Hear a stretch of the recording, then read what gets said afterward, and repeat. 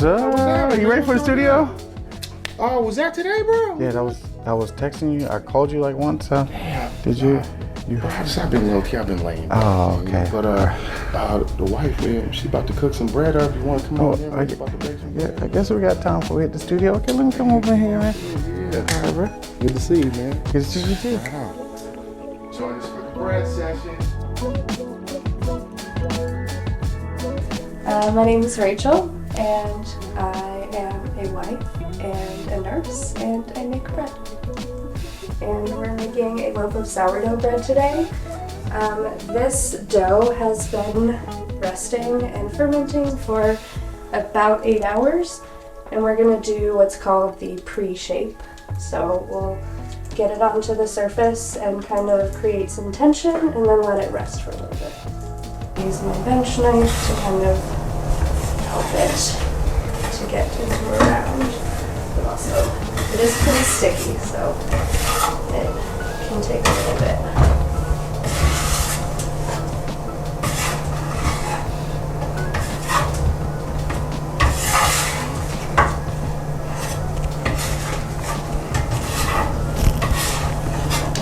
So, and this is just a pre-shape, so it doesn't have to be like perfect.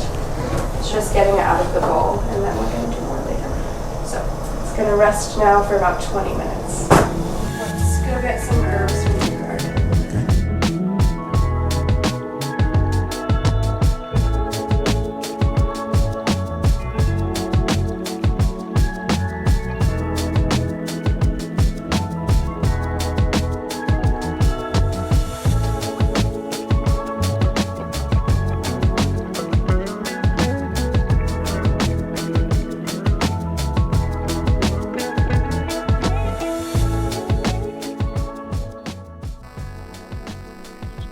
Okay. Come for yourself, babe.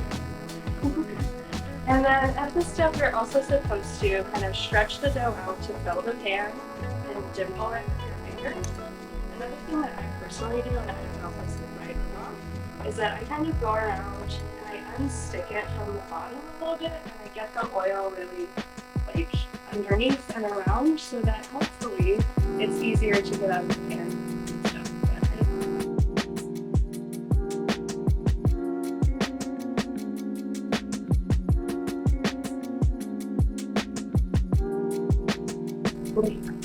Thing right now, and this one is. So this one was at the same height before I fed it, and you feed it bread flour. Bread flour has more protein than all-purpose flour, so it helps to get that structure. So once I feed these with bread flour and oil, they can just nice.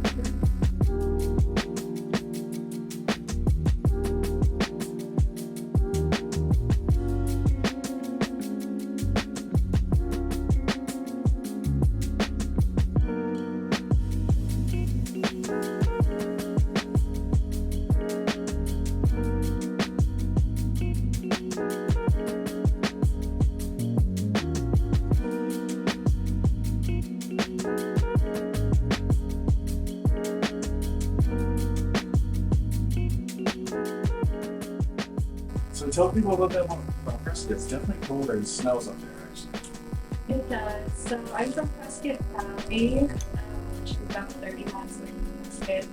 Prescott is one of like the older, more established part of the city. The Verde Valley. Yes. And then Prescott Valley is more into younger crowd. There's not a lot of opportunity there for if I were to want to be a nurse outside of the hospital. I want to be and I just didn't see myself. But I don't go back. But you don't miss the snow. I kind of do, but at the same time not, because I've gotten really tender to my bones. I even below like 60. So I enjoy being in Tucson and having fun with them. You know, see the snow.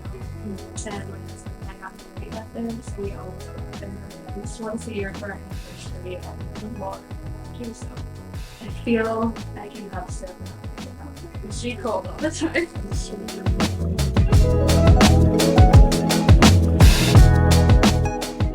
So, tell us a little bit about like you mentioned homesteaders. So what is that for people who don't really know what that is? I mean, I feel like the biggest idea is being self-sufficient. So you don't have to have acres and acres of land and cows and sheep and all this stuff to be a homesteader. Like, technically we could call ourselves homesteaders right where we're at now because we grow some of our own food in our garden. You know, I make our own bread. We do some of those things that homesteaders might do. So we're trying to offset our food bill, let's say, by growing some of the things or making them from scratch or something like that. And so the other part of homesteading, I think, for us is that it's a bit biblical. God put humans on the earth to subdue and replenish the earth. And that's what homesteading kind of is. Like, you get your piece of land and you subdue it. You might, cut down some trees to make a pasture or, clear some land to build a house or whatever. But then you also have to replenish it. Like, you have to have animals on your farm that provide manure that help the soil, or you have to compost to help the soil, or, all these things that kind of close the loop, so to speak. So I think that, for me, feels like the idea of homesteading, like being self-sufficient and also, like, subduing and replenishing the earth. Okay. Yeah, because that's how, we were as a, more primitive civilization. That's how we started. We started doing that, and then they opened up trade. I would trade you 2 cows for, a bunch of sheep or something like that. So, yeah, we used to do that. So you want to do it like a full scale, so which is pretty cool. Yeah. You want to have animals too? As much as we can. I, dream about it every day, kind of like, we could have cows, and then what kind of cows do I want? Or I definitely want cows and sheep. We don't eat pork personally in our home, but we still want to have pigs because pigs help replenish the land, and they help reduce waste, because things that you can't feed to anything else, the pigs will eat. Yeah, that's true. And even though we don't eat pork, a lot of other people do, and we can sell pork to others to give more income to our homestead. So, we want animals and livestock that are beneficial to us and to our goals. So our goals are to feed our family. So we want beef, we want lamb, we want chicken, turkey, all those things that we like to eat. But we also want milk, because we drink milk and we do cheese and all that stuff. So all those things that we can do to do those things for ourselves as much as possible is the goal. Okay. So you're going to want, like, we said, what kind of cows? So, there's a difference between slaughter cows and then dairy cows. So it sounds like you want both of them. Yeah. I would love to have like a dairy cow, like a cow female, and then I'd like to have like a beef bull, and then we can kind of have cross for the babies, or it'll grow as it grows, but I've thought of so many different things and just waiting on the land, I guess, and doing what we can while we're here. And then what do we have here? So this is a trough that we picked up from a feed store that we drilled some holes in the bottom, and we filled the bottom, I think, with some gravel. At this point, I'd probably fill it with like logs instead, because that'll break down, and the gravel is super heavy. But we just wanted to kind of take up some room so we didn't have to fill the whole thing with expensive soil. But then it's got soil in it. We have lots of worms in here that kind of help rejuvenate the soil as it goes. Oh, there's actually living worms in there. Yeah, definitely. That we could find some if we tried. But it is a little cold out right now. Oh, so they're probably really down in there. It might be. We have worms in several places. We can definitely find some at some point, though. But yeah, so this soil right now has turmeric in it. It's just dormant because it's too cold for turmeric to grow. But if you leave it in the ground over the winter, here in Tucson at least, as soon as it's warm enough, it'll sprout in the spring. And then you get the longest possible growing season for turmeric here. Last year, for the first time we had turmeric flowers. Okay. So it was in there long enough to become mature enough to flower, and that was really beautiful. And we've harvested a lot of turmeric from this bed throughout the years. That's kind of, we do that crop in this bed. And now we have several jars of turmeric powder that we made out of it. And that was one thing I might use for my bread art. Okay. So. And then turmeric is great anti-inflammatory as well. Yes. So, yeah, it's really good. Got really good health properties to it. Yeah. So we grow that here, and then in the back here we have a makeshift trellis out of an old box spring. Use what you got. And then we've planted some, I think they're called sugar magnolia tendril peas.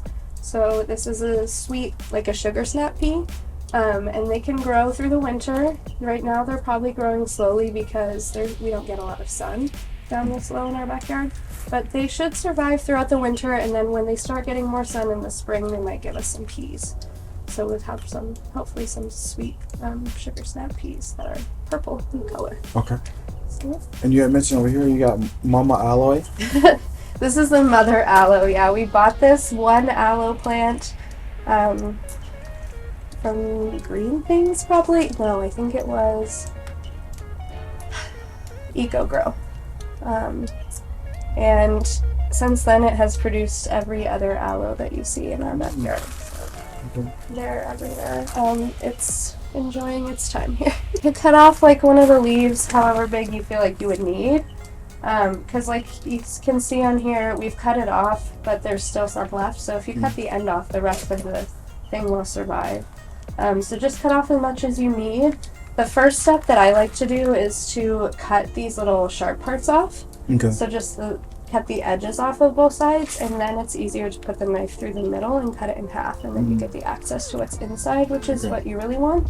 And you can easily just cut it open and rub it on your skin directly. Okay. That is fine. You can also kind of scrape it out and blend it.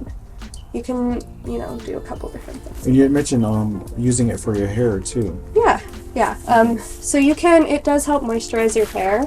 Okay. So what I do for that is I scrape out the inside and I blend it, and then I strain it through like a cheesecloth, and I put it in a spray bottle with some water, and then you just spray it. Moses and I both use it on it. Oh, okay.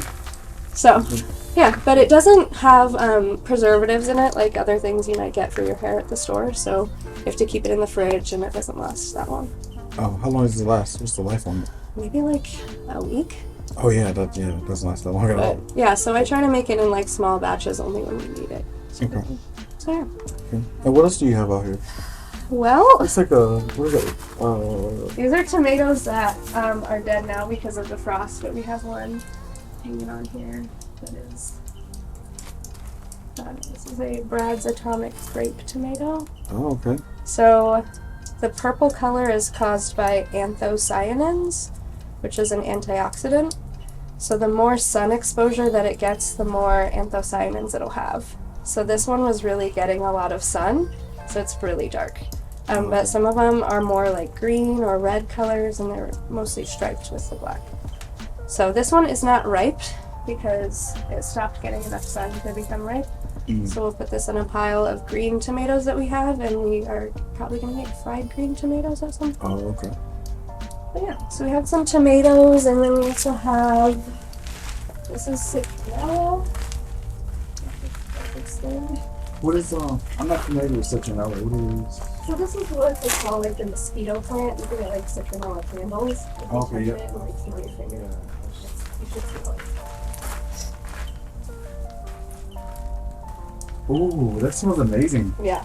Oh yeah. I've smelled candles like that. Yeah. Yeah. So citronella, we've had that for a while. This is a kiddie pool, and it's all full of strawberries. Okay. So we get strawberries out of this in the summer, and then it's grown in the winter, and it puts out runners to make more plants. You can see the little roots on there. And it put out runners all the way down here to this other bed that has some mint in it still that's trying to survive, but the strawberries are trying to take that over. And the other thing that's in here that's also dying is Malabar spinach. So this is technically a succulent, but it vines, and it has those leaves on it that are kind of spinachy, but they're kind of slimy because they have what's called mucilage in them. What's that? Same stuff that's in okra. They have okra. Yeah. Yeah, so it's like slimy, but it's good for your guts. So that's Malabar spinach, and you can even eat the little berries on here. So it produces these little flowers, and when they get pollinated, it makes these little berries. And they're edible. They also can make like a dye. Can you just eat them like that? Yeah. Try. They don't taste great, but they don't taste bad. They don't have much of a flavor.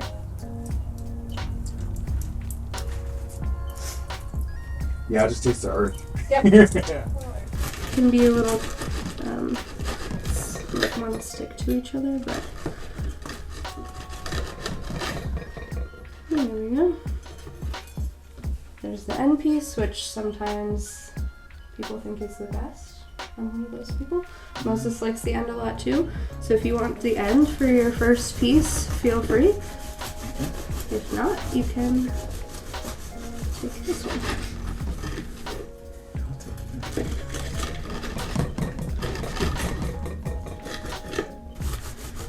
Just by itself. Then we got some dips over here. We're gonna do the dipping.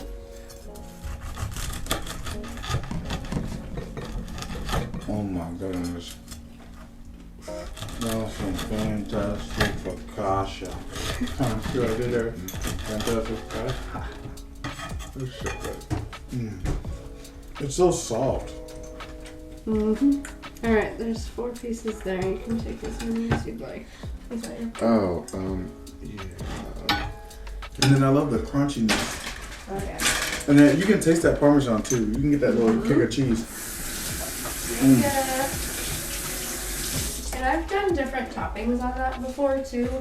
One that was really good is we did fresh pesto from our garden when we had a lot of basil. We did pesto, and then we had Cubanelle peppers, I think. So it was pesto peppers. It was good. And then I've done tomatoes from the garden with garlic and herbs. This is amazing. I have a picture of that. Yeah. Oh, do we have like leftover chicken or something? Yeah, we had leftover like fried chicken. You did like sliced fried chicken on there and cheese and some stuff from the garden. Alright guys, so this is focaccia with the garlic dip, garlic hummus dip.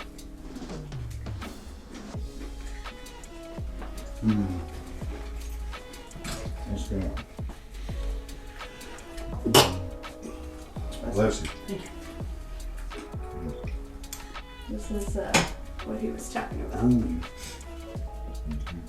Oh yeah. It's really good. We've done a lot with sourdough. Let's see, let me find where my first picture was. Man, that's good. Wow. Tzatziki. This one with the tzatziki.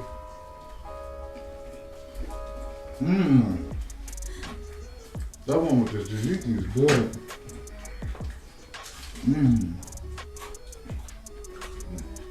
That's good. Yeah, tzatziki sauce is good, man. Spinach and artichoke.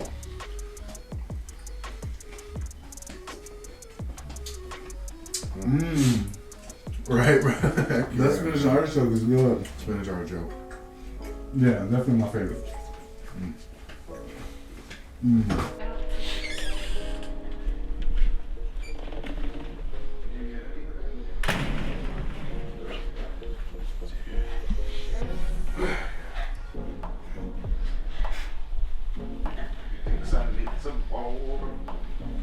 Alright, guys. Oh, wow. Yo! Bro! Get out of here! That's dope. Bro. That's so that cool. Is so tight. Yeah. Thank you so much. Thank Dude. you guys. That's Dude, so you awesome. It's got the stuff to hang it up. Oh my gosh. Yo, yeah. So cool. Bro. So for you two, you guys don't know, they are part of a Heritage Foundation. So we're working on getting that started and situated, and then yeah, we're gonna have some videos on that too. So how you guys can give back and what that's all about too. So that's for them. Oh, and also Aaron is also Moses. You guys know Moses as my artist and producer. Well, as my producer, and he's an artist featured on a lot of my songs. That will drop in 2023, and he's got some stuff that he's working on that he'll drop too. So, and then because Rachel mentioned she's a nurse, so Sweet. That's awesome. right. Thank you. Thank you so much. Cool. All right, YouTube. We are out.